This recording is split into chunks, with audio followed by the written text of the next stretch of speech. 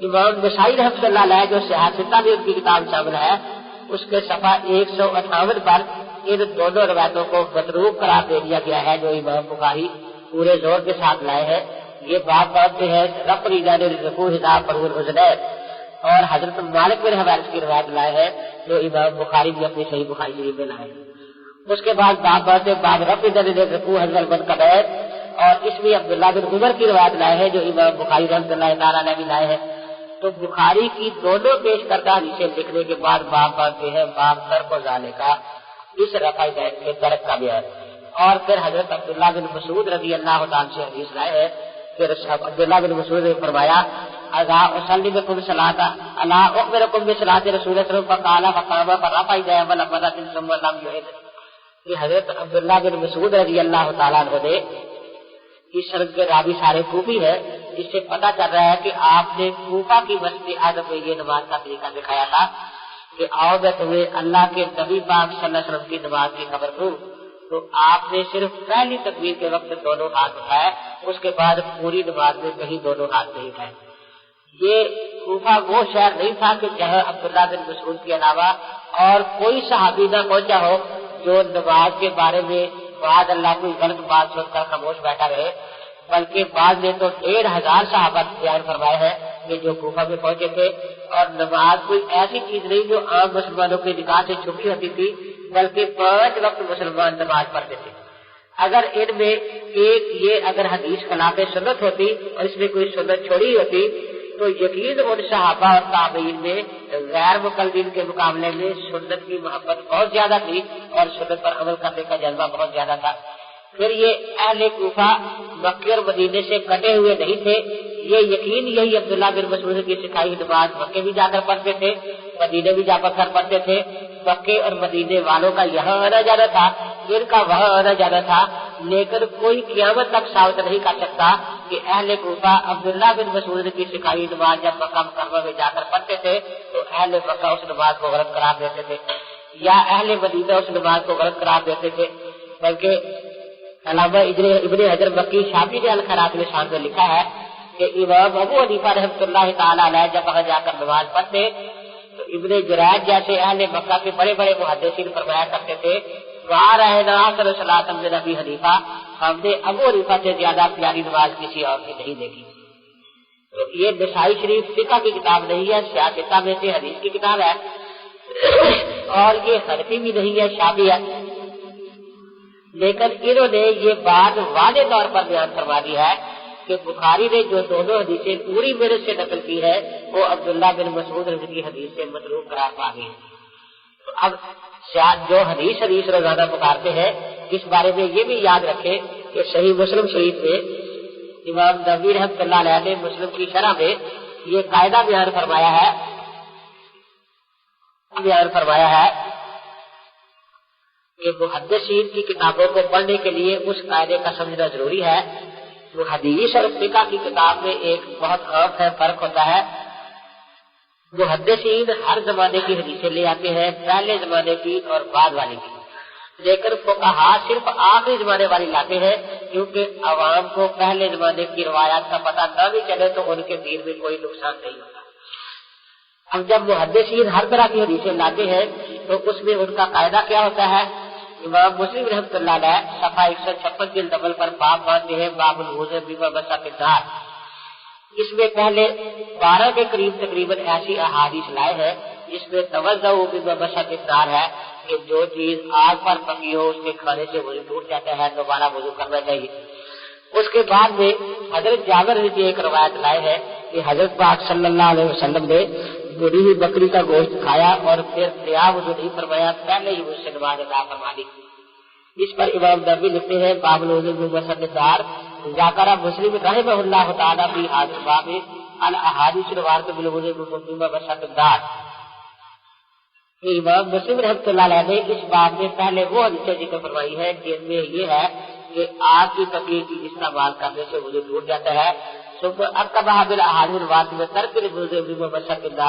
اس کے بعد وہ حدیثیں لائے ہیں کہ آگ کی پکی چیز کے استعمال سے وضو نہیں ٹوٹتا. تو گویا وہ اشارہ فرما رہے ہیں کہ وضو منسوخ ہے, وضو والی حدیثیں منسوخ ہے, ٹوٹنے والی वहाद ही आदत मुस्लिम वगैरह ही बदअमत हदीस, ये सिर्फ इमाम मुस्लिम ही की आदत नहीं बल्कि दूसरे मुहद्दिसीन की भी आदत है।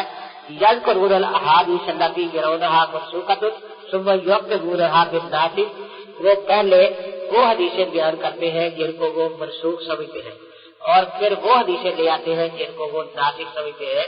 तो अल्लामा नबवी रहमतुल्लाह तआला अलैह ने यहाँ ये कायदा समझा दिया कि मुहद्दिसीन अपनी किताबों में हदीस लिखकर उसके बाद हाजा मनसूख या हाजा नासिख के अल्फाज नहीं लिखते, बल्कि वो तरतीब ऐसी रखते हैं कि पहले जमाने की हदीसें पहले ले आते हैं और बाद वाले जमाने की हदीसें बाद में ले आते हैं।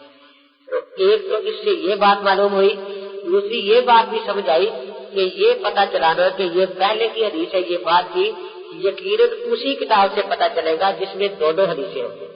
जिसमें एक हदीस होगी उससे कोई पता नहीं चलेगा कि ये पहले जमाने की है या बाद के जमाने की है। वैसे बुखारी शरीफ में ये दोनों हदीसें रफ़ा जैर की थी, जो शाफियों की रफ़ा जैर है, गैर मुक़ल्लिद की तो सिरे से थी ही नहीं, लेकिन उसके बाद कोई चीज नहीं थी जिससे ये कोई पता नहीं चल सका कि इन पर अमल बाकी रहा या नहीं रहा। इमाम नसाई रहमतुल्लाह तआला अलैह दोनों हदीसें ले आए और दोनों हदीसों के बाद करके रफ़ा जैर का बाब बांधकर ये बिल्कुल वाज़ेह फरमा लिया कि ये दोनों हदीसों पर अमल बाकी नहीं रहा बल्कि मतरूक हो गया था। तो जैसे हमने सिहाशिता की किताब में ये दिखा दिया है कि रफ़ा जैर की हदीसें पहले है और करके रफ़ा जैर की बाद में है, हालांकि ये शाफियों की किताब है, हनफियों की नहीं। इसी तरह हमारा भी मुतालबा है कि वो सिहाशिता में से कोई किताब हमारे सामने रखे जिसमें करके रफ़ा जैर का बाब पहले हो और रफ़ा जैर करने का बाब बाद में हो, ताकि वो ये कह सके कि करके रफ़ा जैर की हदीसें मनसूख हो गई है और रफ़ा जैर के हदीसों पर अमल बाकी रहा है। लेकिन वो ये क़यामत तक नहीं कर सकते। तो ये नसाई मैंने आपके सामने रखी है। इमाम बुखारी रहमतुल्लाह अलैह के उस्ताद इमाम अबू बकर इब्न अबी शैबा रहमतुल्लाह अलैह ने यही तर्ज इख्तियार फरमाया है। उन्होंने मुसन्नफ इब्न अबी शैबा सफ़ा 235 जिल्द अव्वल पर रफ़ा जैर की यही हदीसें नकल फरमाई है जो दोनों सही बुखारी शरीफ में भी आई है। और उसके बाद सफ़ा 236 पर इनके तरफ की अहादीस ले आए हैं। तो इमाम बुखारी के उस्ताद भी यही तरीका इख्तियार कर रहे हैं। इमाम बुखारी के दादा उस्ताद हज़रत इमाम मोहम्मद बिन हसन रहमतुल्लाह अलैह है और वो इस तरह दादा उस्ताद बनते हैं कि इमाम बुखारी रहमतुल्लाह अलैह शागिर्द है इमाम यहया बिन मईन रहमतुल्लाह तआला अलैह के। इमाम यहया बिन मईन वो बुजुर्ग है जो फरमाते हैं कि मैंने 10 लाख हदीसें अपने हाथ से लिखी है। अल्लामा ज़ाहबी दरकुल वफ़ात में लिखते हैं कि ये 10 लाख हदीस का हाफिज था। युफ्ती में कौल अबी हनीफा था, ये फतवे में इमाम अबू हनीफा रहमतुल्लाह अलैह के अखबार पर फतवा दिया करता था। तो एक वो जमाना का ख्याल करूर का कि 10 लाख हदीस का हाफिज भी इमाम अबू हनीफा का अपने आप को मोहताज समझता था। और एक 14वीं सदी क़ुर्बे क़यामत का जमाना आ गया है कि सादिक सियालकोटी की सनात रसूल के 2 वर्क़े पढ़कर ही इंसान अपने आप को कहा और मुजतहिदीन से आजाद समझने लग जाता है। इमाम बुखारी फरमाते हैं कि मैंने 1000 उस्ताद से हदीस दी है, लेकिन उनमें यहया बिन मईन के सामने में अपने आप को बहुत छोटा समझता हूँ। ये यहया बिन मईन इमाम मोहम्मद रहमतुल्लाह तआला अलैह के खसूसी शागिर्दों में से है। तो इमाम मोहम्मद रहमतुल्लाह अलैह जो इमाम बुखारी अलैह के दादा उस्ताद है, उन्होंने भी अपनी किताब मुअत्ता इमाम मालिक में यही अंदाज रखा है कि पहले रफ़ा जैर की हदीस नकल फरमाई है, उसके बाद फिर बहुत सी रिवायात नकल कर दी है कि ये रफ़ा जैर जो है इस पर अमल बाकी नहीं रहा था। तो अब इमाम बुखारी रहमतुल्लाह के उस्ताद भी, दादा उस्ताद भी और उनके शागिर्द इमाम नसाई और इमाम तिरमिज़ी भी इब्ने उमर की रिवायत के बाद और मालिक बिन हवारिस की हदीस का हवाला देने के बाद अब्दुल्लाह बिन मसूद की हदीस लाए है। इसी तरह इमाम अबू दाऊद रहमतुल्लाह तआला अलैह भी रफ़ा जैर के बाब के 5 करके रफ़ा जैर का बाब लाए है। तो गोया इन मुहद्दिसीन का इस बात पर ये इत्तेफाक है कि ये हदीसें मतरूकुल अमल थी।